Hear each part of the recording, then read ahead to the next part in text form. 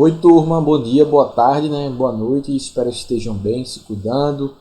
E é todo mundo ótimo, feliz, fugindo escondido pra praia. Cuidado aí, use máscara, gente, cuidado, acho que tá tudo abrindo, mas a gente não pode rodar a cara não, que esse coronga não é brincadeira não. Vocês são jovens, né? Não pega tantos jovens, mas sempre tem aquele que pega e se lasca, né? Então, cuidado, gente. Sair aí na rua, use máscara, fique longe da galera. Juntou muita gente, se afaste. O negócio não é brincadeira, não. Tem muito jovem que tá batendo as botas aí pelo coronga, né? Então tem que tomar cuidado, certo?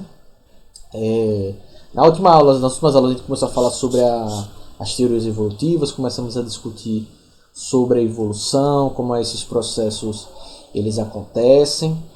E a partir disso, falamos sobre as teorias de Lamarck, sobre o criacionismo, né, sobre as ideias fixistas, sobre a primeira ideia da evolução, que eram as ideias lamarquistas. Falamos sobre as ideias de Darwin, de Wallace, sobre a evolução biológica, né, sobre o conceito de seleção natural, que é o conceito que é presente até hoje, né, quando a gente fala de evolução, a gente fala sobre seleção natural. Obviamente que hoje em dia a gente já tem outros elementos que reforçam a seleção natural, né, como vários conceitos de genética, que a gente vê na próxima aula, quem vai falar sobre a teoria moderna da evolução. E esses conceitos a mais eles vão reforçar justamente essa ideia da evolução biológica, certo? Na aula de hoje a gente vai falar um pouco sobre as evidências da evolução biológica, né? Algumas evidências que vão corroborar e vão reforçar, né, as ideias do Darwin e do Wallace sobre a seleção natural, e principalmente sobre a evolução biológica, né? A ideia de transformação dos seres vivos ao longo do tempo, de modificações, de formação de novas espécies, da ancestralidade, da atuação da seleção natural sobre os seres vivos, como esses princípios eles podem influenciar e podem reger e direcionar os princípios da evolução biológica, né?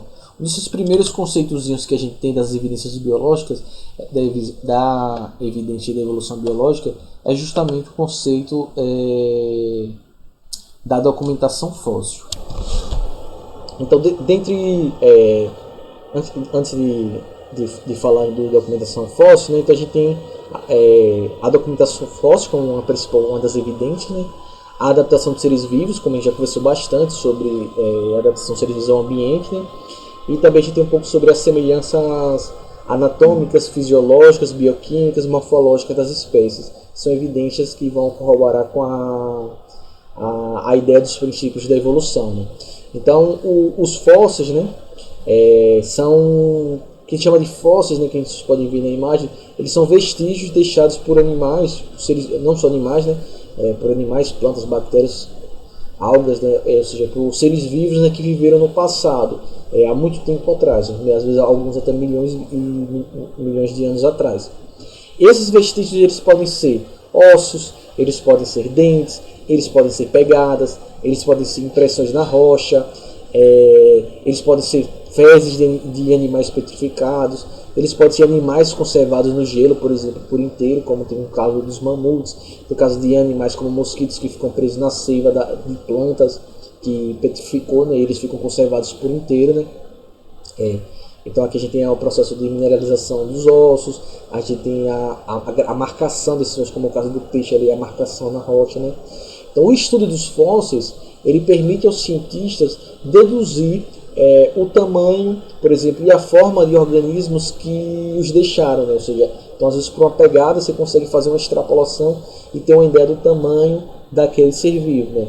Então a partir dessas deduções, os cientistas eles conseguem reconstruir, né? Obviamente que é um modelo mental, né? Mas que é possivelmente, por todos os dados que se tem, que se utiliza, possivelmente bem realista, obviamente que é um conceito, um modelo mental, né? Desses organismos de quando eles eram vivos, né? Obviamente que não é aquele negócio, né? Era exatamente assim, mas é um modelo, né? E hoje em dia chegam-se modelos já muito realistas a partir da associação de muitos conhecimentos, de fósseis, da estrutura, da comparação com organismos que ainda estão vivos, né? E como se esses processos eles possibilitam fazer essas reconstruções. Então os fósseis eles constituem a mais forte evidência, né, que no nosso planeta, no passado, né, ele já foi habitado por seres vivos bastante diferentes dos que existem hoje em dia, ou seja, atualmente, né. E o registro fóssil é uma das principais, né, evidências da evolução biológica, né. Então, quando a gente observa essas imagens, esses registros fósseis, a gente tem isso como uma forte evidência da evolução biológica. O processo de fossilização, os fósseis de forma geral, eles são relativamente raros, né? A não ser em algumas condições especiais, né? Por exemplo, logo que um organismo morre, eles entram... Porque logo quando a gente morre, a gente ou qualquer ser vivo morre, eles entram logo em processo de decomposição, né? Os agentes decompositores, né? Os fungos, bactérias decompositoras, eles praticamente destroem completamente o cadáver logo que começa esse processo de destruição desse cadáver quando um ser vivo morre, né? Para que ocorra o processo de fossilização, ou seja, a formação de um fóssil, são necessárias algumas condições que são extremamente favoráveis, né, à preservação do cadáver ou de algum vestígio deixado pelo organismo, como uma pegada, por exemplo, as fezes e qualquer coisa do tipo, né. Essas condições elas acontecem, por exemplo, quando os restos de um organismo eles são cobertos por sedimentos, né, como por exemplo a areia, a argila, e geralmente em ambientes alagados, né. Então esses organismos, por exemplo, têm um soterramento de terra e esses sedimentos eles recobrem este animal de forma rápida e precisa, né? Então esses sedimentos que são depositados, né, que soterram, né, esses restos de seres vivos ou esses seres vivos, né, com o resto do tempo eles começam a sofrer um processo de compactação, né? Ou seja, eles vão se achatando e originando o que em geologia, você já deve ter estudado em geografia, né, a chama das rochas sedimentares, né, que são essas rochas que estão se formando por esse depósito. Então essas rochas elas vão se compactando e vão pressionando esses restos ou esses seres vivos que acabam morrendo ou que morreram por esse processo, né. Então no interior da rocha, né, os vestígios dos organismos eles podem se manter preservados de diversas maneiras, né. E aí eles vão formar tipos de fósseis diferentes, né? Um tipo de fóssil conhecido é o que a gente chama do fóssil do tipo molde, que ele se forma a partir quando os restos soterrados do organismo eles deixam a sua forma gravada na rocha, e aí eles desaparecem completamente, que é o caso daquele peixinho ali. Ele marcou na rocha o seu formato, mas as estruturas deles não existem mais, né? Então, em alguns casos, que é o caso de pegadas também, né? Em alguns casos também o vazio deixado por esses organismos é preenchido por minerais que solidificam, né, e formam aqui uma cópia, né, em rocha do organismo. Esse é o tipo de fóssil que a gente chama do fóssil do contramolde, né? Que ele deixa a estrutura, mas ele não necessariamente algum resto daquele organismo, é só um molde e um contramolde, né?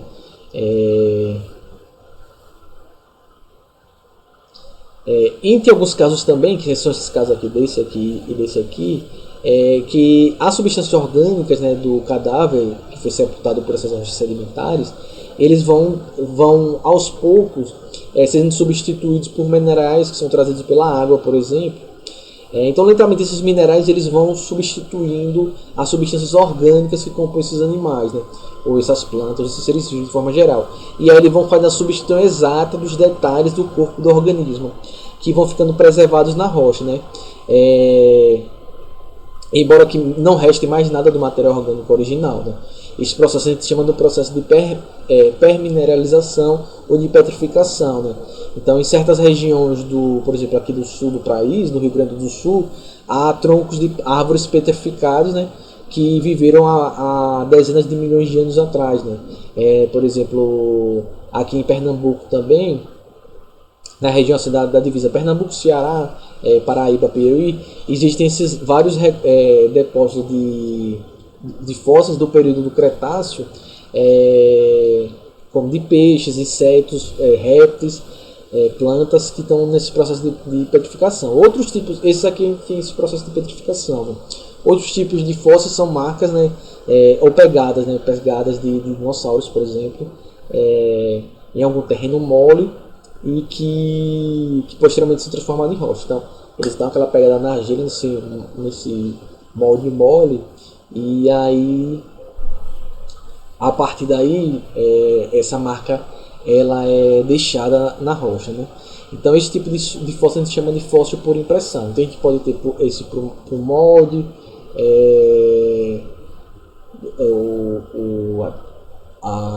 do molde, a do contramolde, a da petrificação e a da impressão, certo? Agora, assim, mais raro quando a gente tem a conservação do corpo completo dos organismos, né? Aí é muito raro. Esses fósseis completos de insetos, por exemplo, são encontrados na resina, né, solidificada da cepa de plantas, chamando de ambar fóssil. Quem assistiu o Jurassic Park, né, o Parque do Dinossauro, né, eles mostram nesses insetos que inclusive eles que tiram o sangue, tá nesse inseto para reconstruir o DNA dos dinossauros, né. Também no Ártico, nas regiões super geladas, a gente tem nas geleiras de mamutes congelados por inteiro, né? A partir desses fósseis, né? Tá, mas enquanto esses fósseis, e como é que ele consegue identificar, estimar, né, a idade desses fósseis para poder ter uma noção de quando esses organismos viveram, né? A gente tem algumas formas de estimar a idade dos fósseis. Uma é a datação relativa, que seria esse primeiro método, né, que os geólogos eles buscavam para poder datar o período dos geólogos e paleontólogos para poder datar essas estruturas, que é essa datação relativa, né, que foi desenvolvida no século XIX, com base de um geólogo que era o William Smith, era um inglês. Ele partia do princípio de que as rochas sedimentares, vocês já devem ter estudado isso em geografia, elas se formam no fundo dos mares, na deposição dos sedimentos, e vai formando essas rochas sedimentares, que ela se forma a partir da deposição, pela deposição sucessiva, né, de camadas de sedimentos. Então os sedimentos eles vão se acumulando e formando essas camadas, essas rochas sedimentares, né. Então o Smith ele concluiu que as camadas em posição mais inferior, que estivessem mais abaixo, mais profunda no solo, elas deveriam ter se formado antes do que as superiores.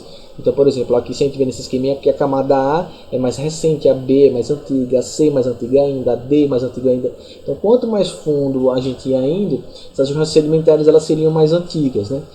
Então, com isso, eles conseguiram se passa a ser possível, né, determinar as idades relativas, não era a idade exata, mas uma idade relativa das camadas da rocha, né? Ou seja, saber quais delas são mais antigas e quais são mais recentes.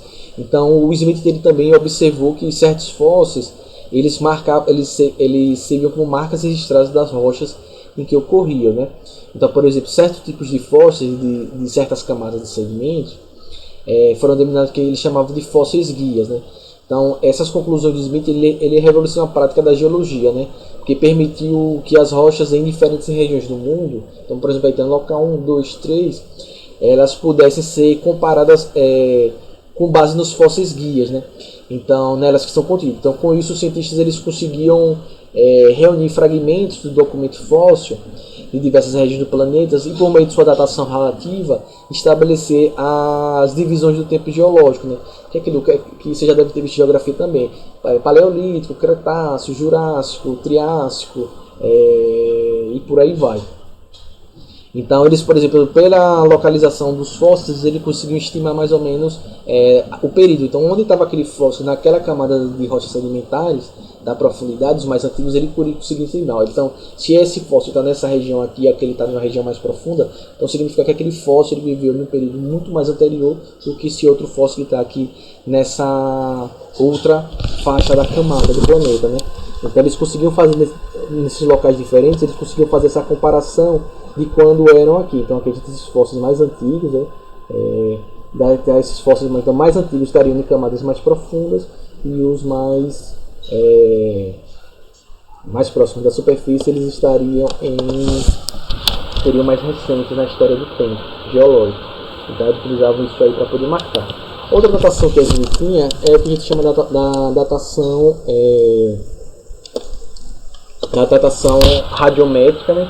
Ou a datação relativa. Então, por volta lá de 1950, a datação dos fósseis, né, e das camadas da Terra, eles tornou-se mais precisa graças ao desenvolvimento de métodos que eles são baseados a partir da análise de certos elementos radioativos, né?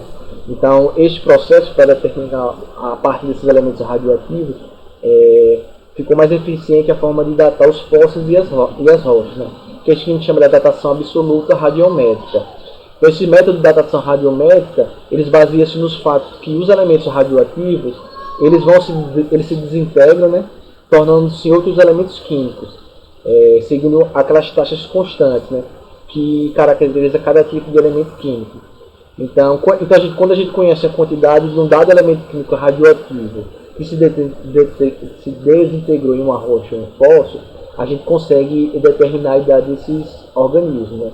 Isso é possível, a gente chega a parte do processo que a gente chama do processo de meia-vida dos átomos radioativos, que vocês já também viram isso com certeza em química. Então a gente sabendo os diversos elementos químicos que eles apresentam um ou mais isótopos radioativos, né? Esses isótopos são aqueles elementos que têm o mesmo número de prótons, mas variam lá nos nêutrons e nos elétrons. E a partir dessas variações a gente consegue fazer essa estimativa. Então, sabendo a meia-vida de um elemento químico, então a gente tem lá nesse gráfico aí o tempo, né, em meia-vidas, né, e a mineralização da época da cristalização. Então você consegue sabendo quando ele vai fazendo esse decaimento radioativo desses elementos químicos, né, alterando lá os seus isótopos radioativos. Se você encontra eles nesses fósseis, você consegue estimar. Como você sabe o tempo que ele demora, um elemento radioativo ele demora para fazer seu decaimento radioativo, então se você acha aquele isótopo naquele elemento químico, naquele fóssil, naquele mineral, você consegue saber a idade, estimar o período de idade daquele fóssil, né? Então esse processo de decaimento radioativo ele pode ser utilizado como um relógio geológico, né? Porque segundo uma taxa constante, como esse decaimento ele é constante, a gente consegue, a partir de raios isótopos, né, você consegue estimar o período de tempo em que aquele processo aconteceu, certo? Isso aí vocês viram tranquilamente em química, né? E a partir daí a gente pode fazer um dos processos de datação a datação absoluta, é a datação a partir do carbono 14, que é a partir do decaimento do carbono 14 e do nitrogênio 14, né? Então, se a gente sabe quanto o carbono 14 tem em um animal ao morrer, então o animal morre e a gente vê lá quanto de carbono 14 tem nele, certo? Então a gente consegue calcular quanto tempo transcorreu da morte de animal pela medição do carbono 14 radioativo no fóssil. Então quando um animal morre, por exemplo um peixe morre, a gente vê quanto de carbono 14 tem nele. Quando a gente sabe o período constante de decaimento do carbono 14, quando você pega um fóssil e registra nele quanto tem de carbono 14 naquele fóssil, você consegue estimar quando foi que aquele animal morreu há milhões e milhões de anos atrás. Então, por exemplo, um fóssil apresenta um 16, né, de carbono 14, que existia no organismo quando era vivo. Então a gente pode concluir, por exemplo, que a morte dele aconteceu há 23 mil anos atrás. E aí esse processo ele vai sendo utilizado para você conseguir estimar a idade desses organismos vivos, né? Então você vai lá, determina o carbono 14 lá na proteína, por exemplo, de colágeno do fóssil, e aí você consegue ver esse processo aí, consegue estimar essa idade, que também dá para fazer Aí você fala, pessoal, porque o decaimento do carbono 14 para o nitrogênio 14, porque o carbono 14 ele decai, quando ele faz esse decaimento radioativo, ele vira o nitrogênio 14, né? Então você vai comparando a quantidade de nitrogênio 14 e carbono 14 que vai sobrando, você consegue estimar a idade desse fóssil, né? Então você consegue saber quando foi que esse organismo morreu. Então é um outro método aí que é utilizado bastante. Então essas datações dos fósseis, então eles vão ser evidências da evolução biológica. Outro fator que a gente também pode utilizar como evidência são as semelhanças anatômicas, fisiológicas e bioquímicas, né? Tem outra evidência que é a adaptação, né? As ideias de mimetismo, camuflagem, mas mais na frente, quando eu falar dos tipos de seleção natural, eu vou topar nesse assunto de adaptação com mais detalhe. Então eu vou guardar essa evidência de adaptação para quando a gente for falar lá mais para frente dos tipos de seleção natural, e aí eu falo mais um pouquinho sobre adaptação com mais calma, né? As semelhanças anatômicas, fisiológicas e bioquímicas também são fatores que são utilizados como evidências da evolução. Então, por exemplo, aqui a gente tem algumas evidências anatômicas do desenvolvimento embrionário de alguns animais cordados. Então, aí a gente tem o embrião do peixe, da salamandra, que é um anfíbio, da tartaruga, que é um réptil, da galinha, que é um ave, do coelho, do ser humano. Então veja que no iniciozinho do desenvolvimento embrionário, você praticamente não consegue diferenciar se é um embrião de humano, se é um peixe, se é uma salamandra. As diferenças são muito pequenas. Essas diferenças elas vão desaparecendo, obviamente, aqui nos estágios mais avançados do desenvolvimento embrionário. Mas quando a gente compara os embriões, por exemplo, desses cordados no início do seu desenvolvimento embrionário, a gente praticamente não consegue observar a diferença que há entre eles, né? Então, certas espécies de seres vivos têm estruturas corporais com organização atômica bastante semelhante, né? Apesar de desempenharem funções bem diferentes, né? Então, por exemplo, os membros anteriores dos animais, de alguns animais, de vertebrados, a asa do morcego, por exemplo, a asa da ave, as nadadeiras do golfinho, o braço das pessoas, tem algumas semelhanças anatômicas, mas tem algumas diferenças, né? Que são um pouco da estrutura morfológica. Quando a gente acompanha, por exemplo, a formação embrionária, como eu estou mostrando aí para vocês, essa organização a gente vai ver que é bastante semelhante em vários organismos diferentes, né? Então, isso é explicado, né, pelo fato que nessa fase de desenvolvimento embrionário ocorre o que a gente chama da definição do plano básico da organização do corpo desses seres vivos, e que essa organização do plano, no caso do corpo, foi herdado de um ancestral comum. Então, como no desenvolvimento embrionário esse corpo desses animais eles se organizam de uma forma similar, de uma forma parecida, isso se dá muito provavelmente porque eles herdaram essa característica de um ancestral em comum, ou seja, todos esses cordados eles têm essa organização do desenvolvimento embrionário deles dessa forma, parecida desse jeito, porque eles herdaram esse plano no momento do desenvolvimento embrionário, quando vai ter essa organização básica do corpo deles para o seu desenvolvimento. Isso é uma característica que todos eles compartilham. É por isso que o embrião de todos esses organismos que são diferentes, eles se desenvolvem no início de uma forma parecida, porque eles herdaram essa característica do ancestral comum. Então esse desenvolvimento embrionário que a gente consegue observar nos cordados e nos vertebrados é uma característica que reforça a evidência da evolução, por ser muito provavelmente uma característica herdada de um ancestral em comum. Outra evidência que a gente tem da evolução é o que a gente chama dos órgãos homólogos, certo? Então, por exemplo, se a gente... Deixa eu só ajeitar aqui para ficar melhorzinho para vocês verem. Então, por exemplo, se a gente compara por exemplo, o braço, a mão do ser humano, a gente tem a nossa mão para manipular objetos, né? Já, por exemplo, no morcego, né? A asa do morcego, né? Esses braços são utilizados para voar. Quando a gente pensa na nadadeira de uma baleia, um golfinho, que também é mamífero, eles utilizam esses membros deles são utilizados para nadar. Então, por exemplo, então o braço do ser humano vai ter uma função diferente, né? A pata dianteira do cavalo tem outra função, né, para o cavalo cavalgar, né? Os braços do morcego são adaptados para eles voarem, e a nadadeira da baleia, do golfinho, né, são utilizadas para eles nadarem, certo? Mas o que seriam esses órgãos homólogos? Se a gente compara a estrutura interna do esqueleto do nosso braço, da pata dianteira de um cavalo, da asa do morcego e da nadadeira de uma baleia, por mais que essas estruturas tenham funções diferentes em cada um desses animais, se a gente for fazer uma radiografia, a gente vai encontrar os mesmos ossos. Ou seja, o húmero, né, que é esse osso daqui do nosso braço, o rádio, que é esse osso aqui do dedão, a una, as falanges metacarpais. Então, se a gente comparar, vocês podem observar aí na imagem, os ossos do braço do ser humano vão ser os mesmos ossos são encontrados na pata dianteira do cavalo, são encontrados na asa do morcego e são encontrados na nadadeira da baleia, do golfinho.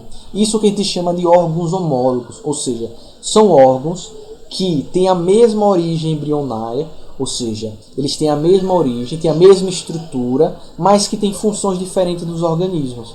Então, os ossos do nosso braço, da pata do cavalo, da asa do morcego e da nadadeira da baleia têm os mesmos ossos, ou seja, são estruturas que apresentam os mesmos órgãos, os mesmos ossos, mas que têm funções diferentes em cada um desses organismos. Isso a gente chama de órgãos homólogos, ou seja, essas estruturas elas têm uma origem comum em todos esses seres vivos. Então,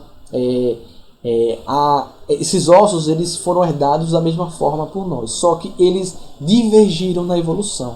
Então os órgãos homólogos eles se formam por um processo que a gente chama de divergência evolutiva, ou seja, cada um dessas estruturas elas têm uma mesma origem, certo?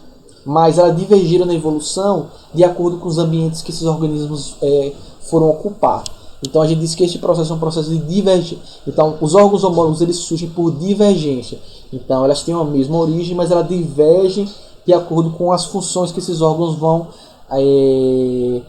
adotar, né? Então órgãos homólogos são órgãos que têm a mesma estrutura interna, provavelmente a mesma origem evolutiva, mas que têm funções diferentes em cada um desses organismos. E esses órgãos homólogos eles surgiram muito provavelmente por um processo de divergência evolutiva, ou seja, eles divergiram para ocupar esses ambientes diferentes.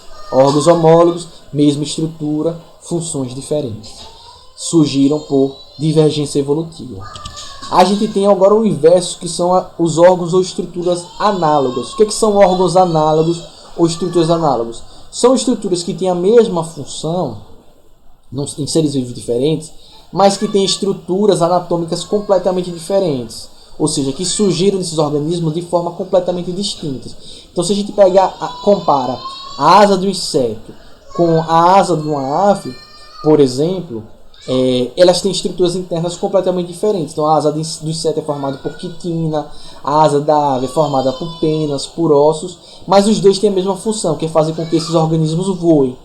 Então este processo aí a gente diz que é um processo de convergência evolutiva, ou seja, são estruturas de organismos que têm a mesma função, mas que elas surgiram na evolução a partir de ancestralidades diferentes, ou seja, a partir de momentos históricos evolutivos distintos. Então, órgãos análogos são órgãos que têm a mesma função, a asa do inseto, a asa da ave, que tem a mesma função, que é para voar, mas que a estrutura interna anatômica deles é completamente diferente. Então, isso são órgãos análogos. Órgãos homólogos têm a mesma estrutura interna, mas têm funções diferentes. Órgãos análogos têm a mesma função, mas têm estruturas internas diferentes. Esses órgãos análogos, os órgãos homólogos surgiram por divergência evolutiva. Então tinha um ancestral que divergiu evolutivamente e deu origem a esses modos de vida diferentes. E no caso dos órgãos análogos, que têm a mesma função, mas têm estruturas anatômicas diferentes, eles surgiram por convergência evolutiva, ou seja, eles vieram de pontos na evolução diferentes, mas eles convergiram para um mesmo modo de vida, que é o modo do voo de insetos, de aves, certo? Então a gente tem órgãos homólogos e órgãos análogos, e a gente também tem o que a gente chama dos órgãos vestigiais, que são aqueles órgãos que não tem mais tantas funções no nosso corpo. Por exemplo, os dentes cisos, o apêndice, no nosso apêndice, que só serve para dar apêndice, não tem função nenhuma no nosso corpo, nem o apêndice no coelho, o tendão da palma da mão, né? Às vezes algumas pessoas têm, né? Se vocês fizerem essa movimento aí, se subir esse tendãozinho, né? Algumas pessoas aparecem, está presente, outras pessoas não aparecem. Os dentes cisos, ou seja, são órgãos que provavelmente tinham no passado alguma função e que hoje em dia não tem mais, né? Então, por exemplo, você acredita que o apêndice estava ligado à digestão e absorção de alimentos que o ser humano e outros mamíferos eles tinham no passado e que hoje em dia não tem mais, né? Então, por exemplo, antigamente os seres humanos se alimentavam de casca de árvore, dessas coisas, que hoje em dia não alimenta mais, e esses órgãos eles perderam a função, eles entraram em desuso. A mesma coisa dos dentes cisos, né? Eles serviam para triturar alimentos mais duros, que muito provavelmente os seres humanos mais primitivos, né?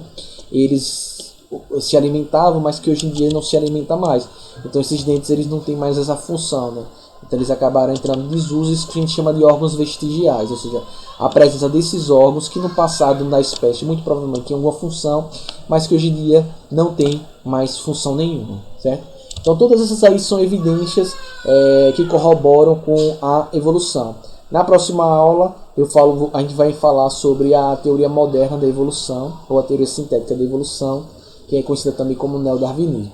Ficou alguma dúvida, entre em contato comigo, certo? Se cuidem, fiquem bem, a gente se vê na próxima aula. Tchau!